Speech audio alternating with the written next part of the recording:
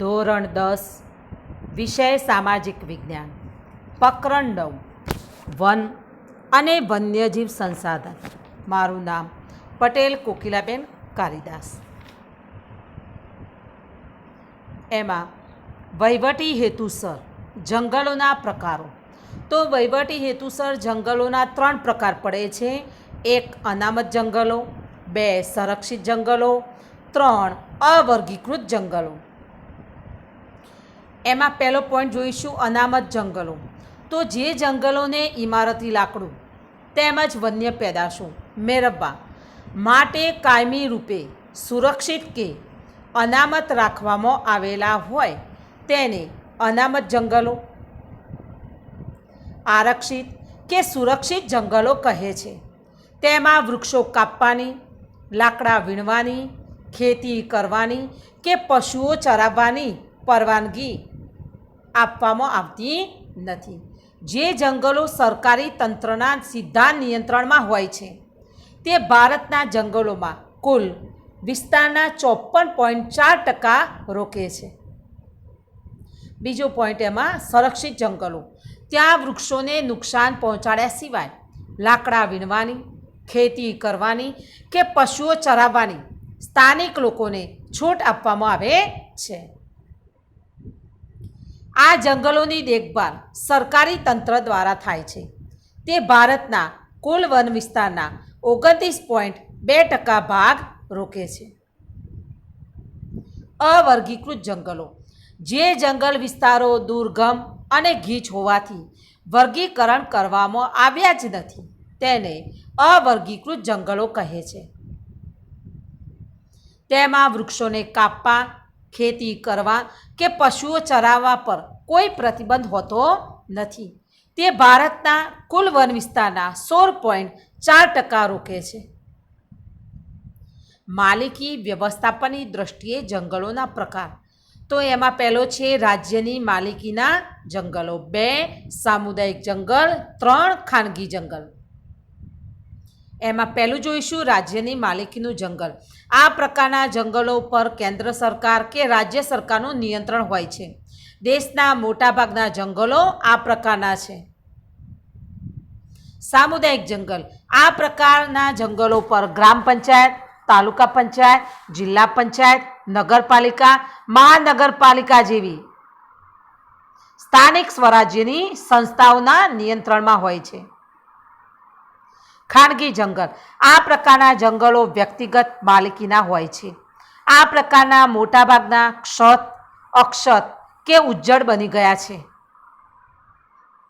દેશના ઓડિશા, મેઘાલય, પંજાબ, હિમાચલ પ્રદેશ વગેરે રાજ્યોમાં આ જંગલો આવેલા છે. જંગલોના વિનાશની અસરો. પહેલો, વરસાદનું પ્રમાણ ઘટ્યું છે.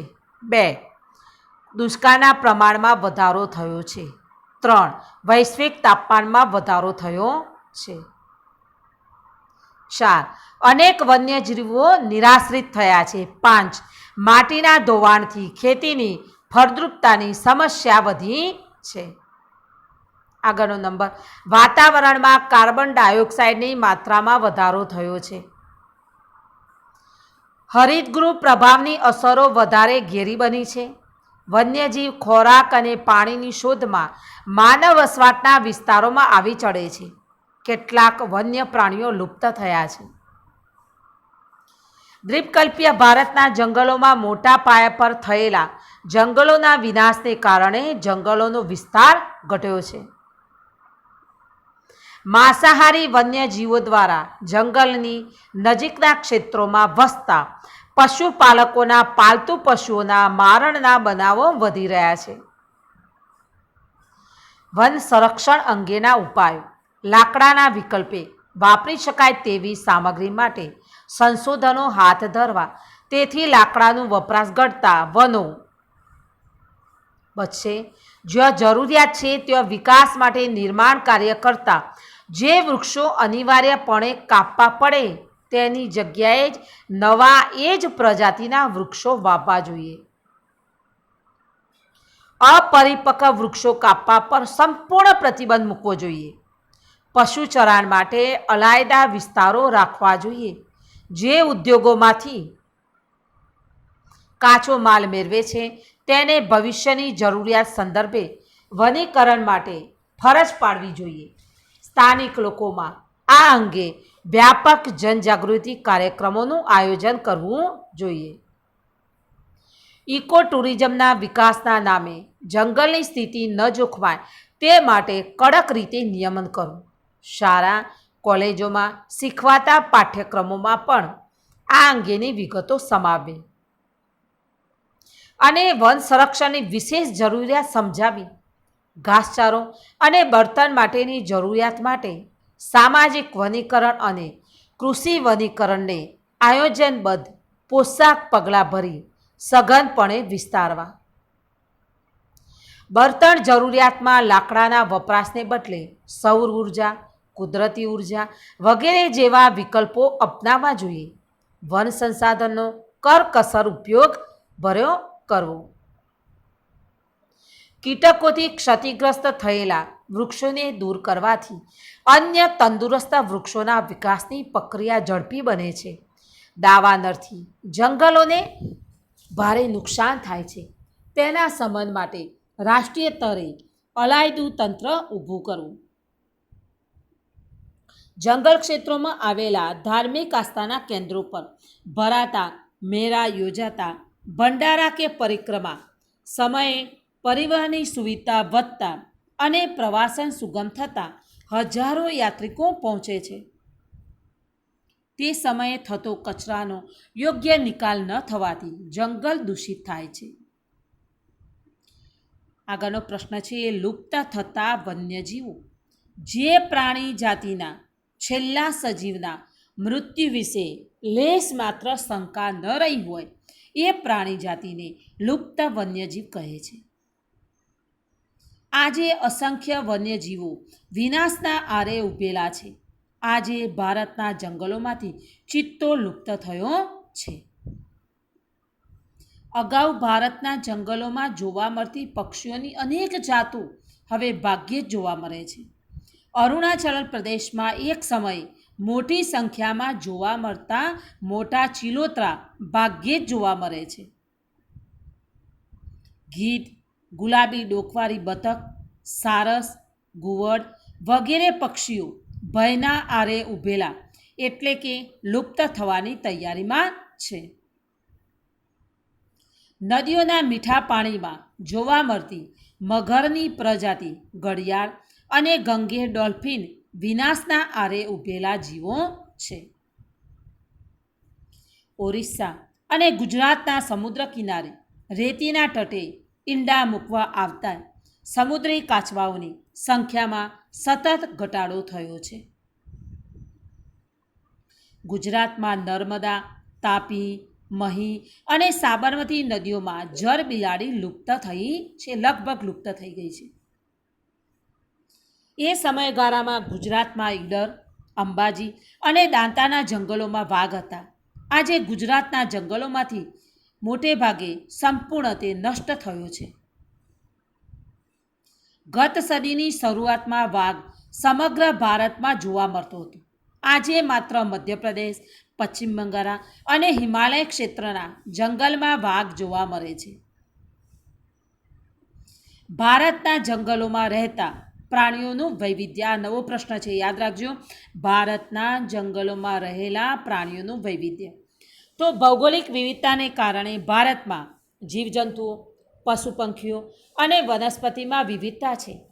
વિશ્વમાં આશરે પશુ પંખીઓની આશરે 15 લાખ જેટલી પ્રજાતિઓ છે.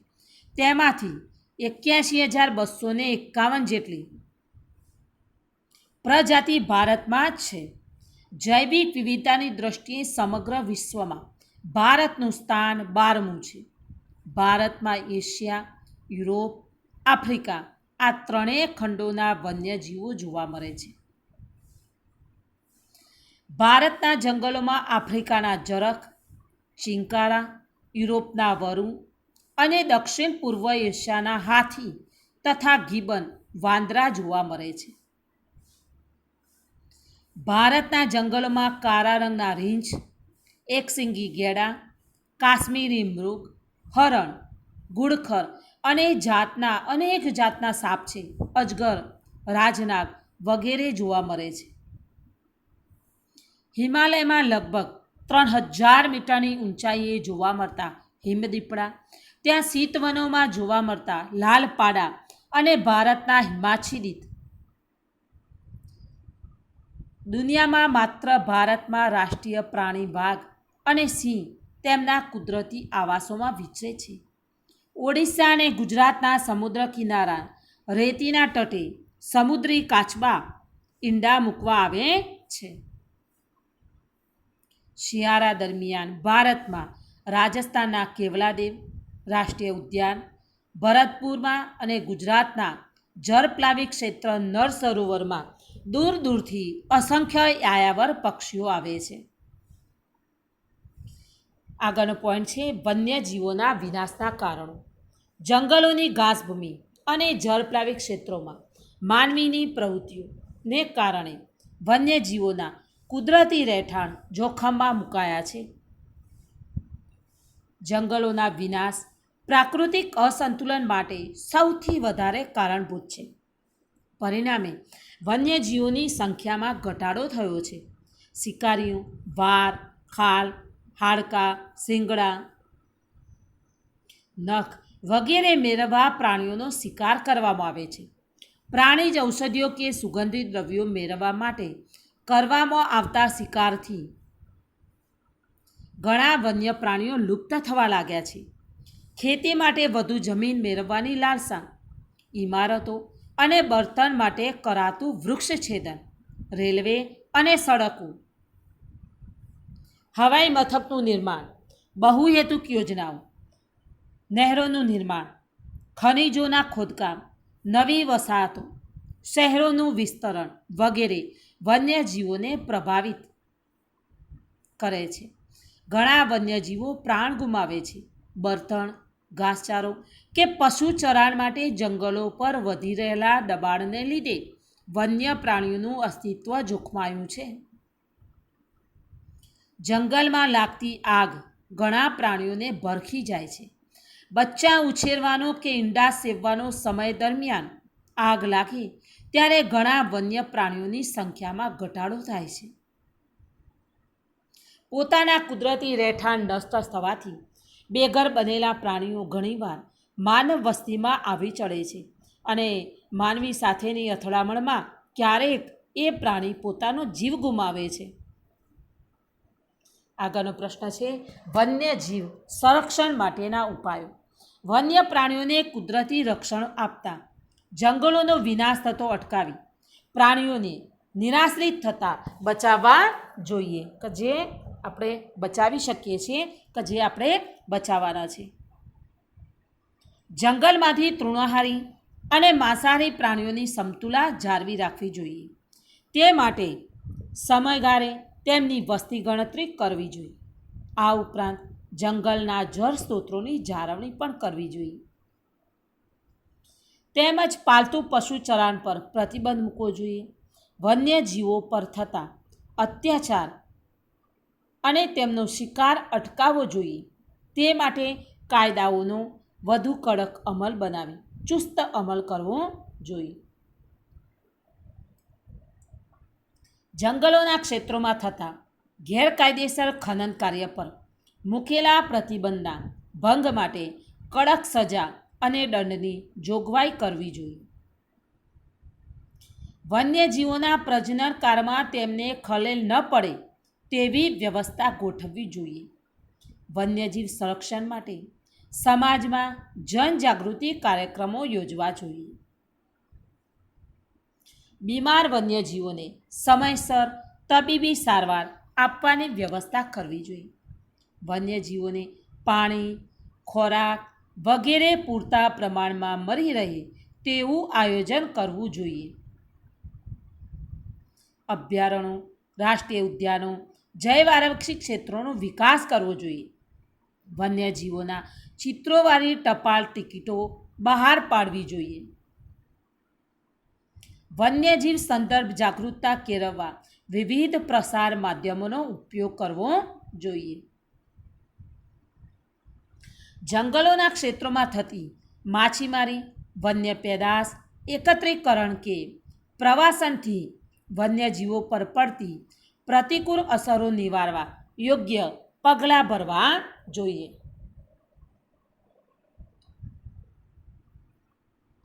વન્યજીવ સંરક્ષણ માટે કામ કરતું તંત્ર શિથિલ બન્યું હોય તો તે સંસ્થાઓએ તેના પર દબાણ લાવી તેને સક્રિય બનાવવું જોઈએ.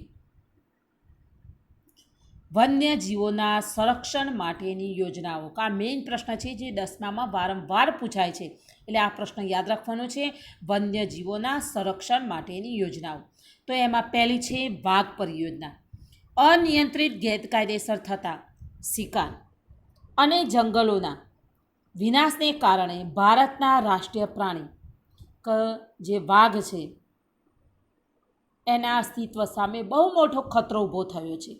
તેથી વાઘની પ્રજાતિને બચાવવાના ઉદ્દેશથી ભારત સરકારે ઈસવીસન 1971માં વાઘ પરિયોજના શરૂ કરી છે.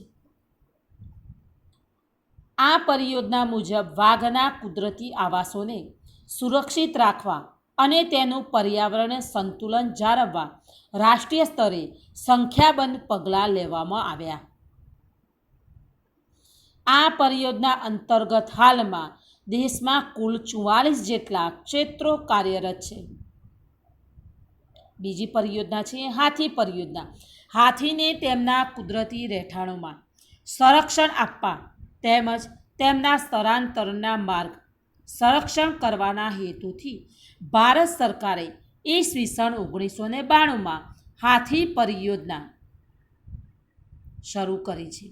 આ પરિયોજના અંતર્ગત હાલમાં દેશમાં 26 જેટલા સંરક્ષિત વિસ્તારો છે. આ યોજનાનો અમલ થતાં જંગલમાં હાથીઓની સંખ્યામાં વધારો થયો છે. આ યોજના અંતર્ગત પાલતુ હાથીઓના પાલન પોષણ માટે કામગીરી કરવામાં આવે છે. ગેડા પરિયોજના.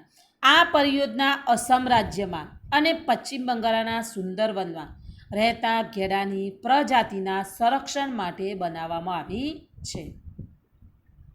આ આપણે એક સિંગી ગેડો છે જે ચિત્રમાં જોઈ શકીએ છીએ. ભારતમાં રાઇનો વિઝન વ્યૂહરચના મુજબ ભારતમાં ગેડાની સંખ્યા 3000 સુધી લઈ જવાનો લક્ષ્યાંક રાખવામાં આવ્યો છે. ઘડિયાળ પરિયોજના આગળની છે.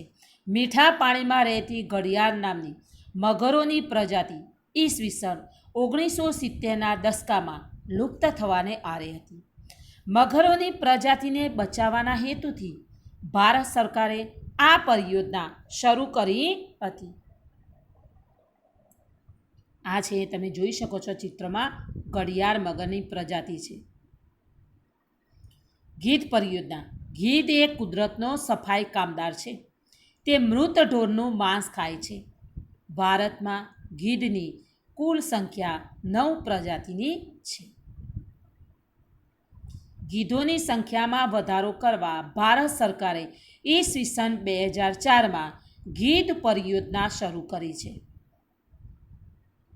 હિમદીપડા પરિયોજના આગળની. હિમાલયમાં લગભગ 3000 મીટરની ઊંચાઈએ હિમાચ્છાદિત ક્ષેત્રમાં હિમદીપડાની પ્રજાતિ વસે છે. સ્થાનિક લોકોમાં હિમદીપડા વિશે જાણકારી વધે અને તેના સંરક્ષણ માટે જાગૃત થાય એ હેતુથી ભારત સરકારે ઈસવીસન 2000ની સાલમાં હિમદીપડા પરિયોજના શરૂ કરી છે. ઉપર દર્શાવેલી પરિયોજના ઉપરાંત દેશમાં કાશ્મીરી હંગુલ પરિયોજના, લાલપાડા પરિયોજના, મણિપુર થામીલ પરિયોજના, ગંગા ડોલ્ફિન પરિયોજના વગેરે પરિયોજના કાર્યરત છે. હવે એક પ્રાણી છે કે જે આપણે જોવાનું છે, લાલપાડા.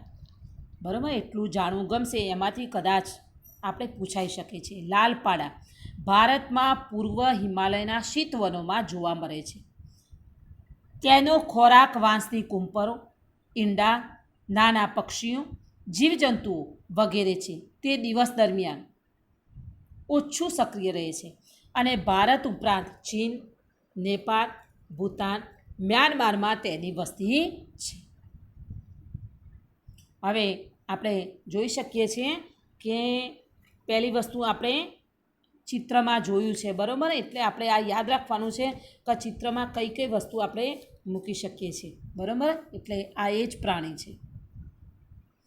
પછી છે બીજું પ્રાણી જેનું નામ છે જળચર ગંગે ડોલ્ફિન. તો ભારતની ગંગા બ્રહ્મપુત્રા નદીઓમાં જોવા મળતી ગંગે ડોલ્ફિન મીઠા પાણીની પ્રજાતિ છે. તે સામાન્ય રીતે ઊંડા અને શાંત વહેણવાળા નદી પ્રવાહના ક્ષેત્રોમાં વસે છે. આ ચિત્રમાં તમે જોઈ શકો છો, આ જળચર ગંગે ડોલ્ફિન છે.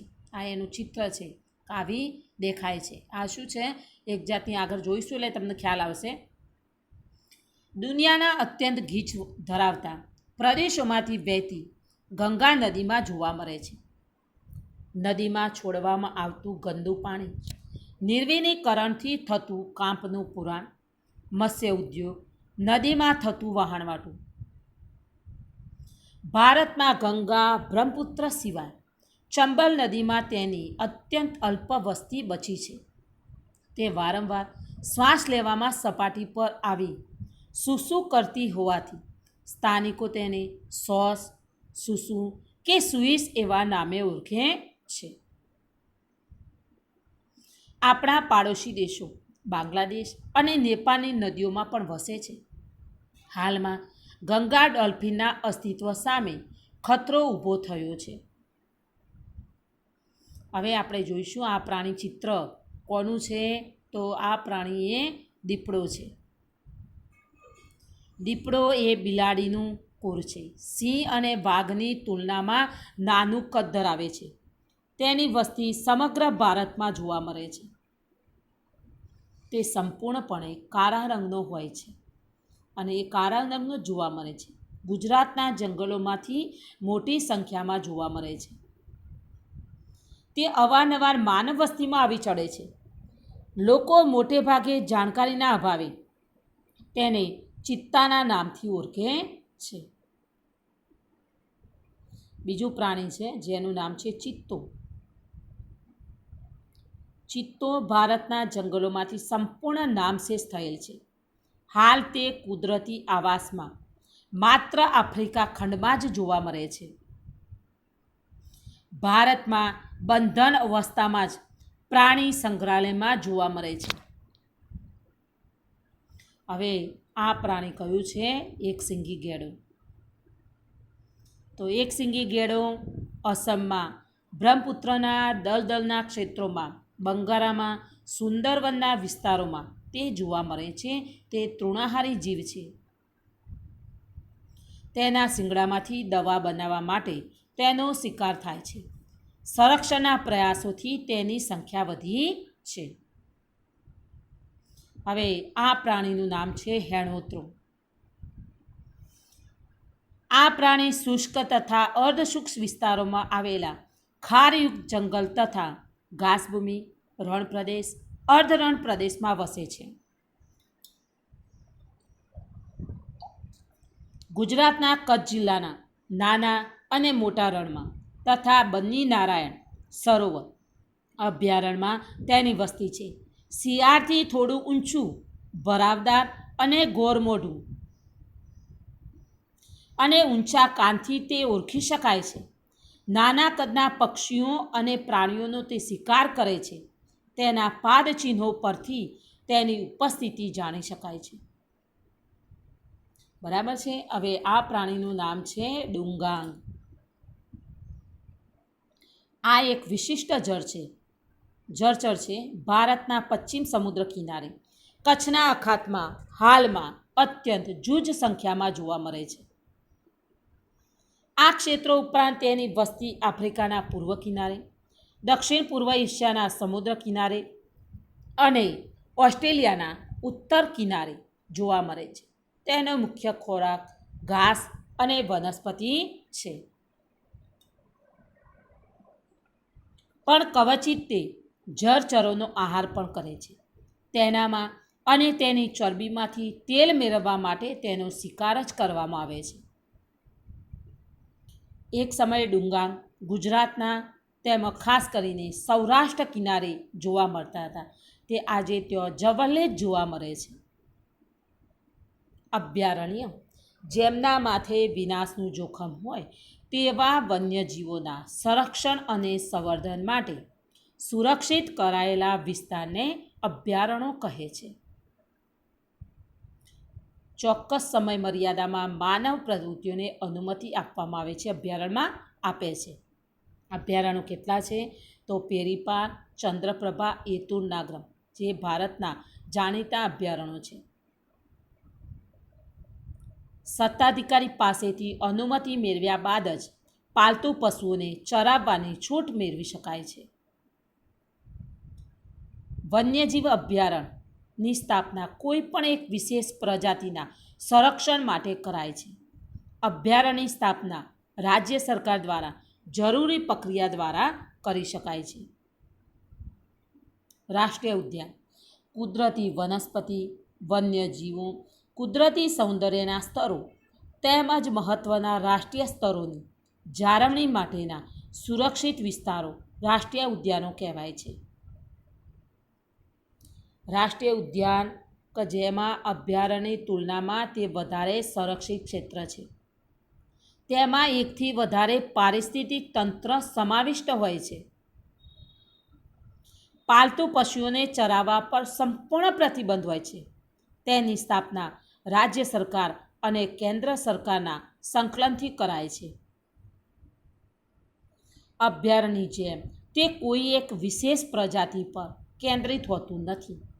કયા કયા રાષ્ટ્રીય ઉદ્યાનો છે? કાચીરંગા, કોર્બેટ, વેરાવદર દરિયાઈ રાષ્ટ્રીય ઉદ્યાન, ગીર, દચીગામ જે ભારતના રાષ્ટ્રીય ઉદ્યાનો છે. જૈવ આરક્ષિત ક્ષેત્ર તેની રચના આંતરરાષ્ટ્રીય માપદંડો અનુસાર કરાય છે. જે તે ક્ષેત્રની પ્રાકૃતિક અને સાંસ્કૃતિક વિવિધતાનું સંરક્ષણ કરવાનો હેતુ છે. તે ક્ષેત્રમાં થતી બધી જ વનસ્પતિ, જીવજંતુઓ અને જમીન ઉપરાંત ત્યાં વસતા માનવ સમુદાયની જીવનશૈલીનું પણ સંરક્ષણ કરાય છે. ત્યાં જૈવ વૈવિધ્ય આ બાબતે સંશોધન અને પ્રશિક્ષણ માટેની ખાસ સવલતો ઊભી કરી છે. અને આ ક્ષેત્રનો સરેરાશ વિસ્તાર એકંદરે 5000 ચોરસ કિમીથી મોટો હોય છે. આ પ્રકારે ઘોષિત વિસ્તારોમાં તમામ પ્રકારની બહારની ગતિવિધિ માનવીય સંપૂર્ણપણે પ્રતિબંધિત હોય છે. કયા કયા જૈવ આરક્ષિત ક્ષેત્રો છે? તો નીલગિરી, મન્નારની ખાડી, ગ્રેટ નિકોબાર, સુંદરવન, પંચમઢી જૈવ આરક્ષિત ક્ષેત્રો છે. ગુજરાતના કચ્છના રણની વિશિષ્ટ પરિસ્થિતિના સંરક્ષણ હેતુસર 2008ની સાલમાં જૈવ આરક્ષિત ક્ષેત્ર ઘોષિત કરાયું છે. હવે આમાં મેં તમને અભયારણ્યો, રાષ્ટ્રીય ઉદ્યાનો, જૈવ આરક્ષિત ક્ષેત્રો નકશામાં દર્શાવેલા છે. બીજો નકશો પાછળ છે જ. ખાસ આપણે કઈ રીતના દોરવું, નકશાનો એક ગુણ આ પાઠમાંથી આપણે આવે જ છે. આમાં તમને બધા બતાવેલા જ છે. એટલે એ પ્રમાણે આપણે સ્પષ્ટ નકશામાં એકવાર દોરી જોવાનું કે જેથી આપણે ભૂલ ન થાય.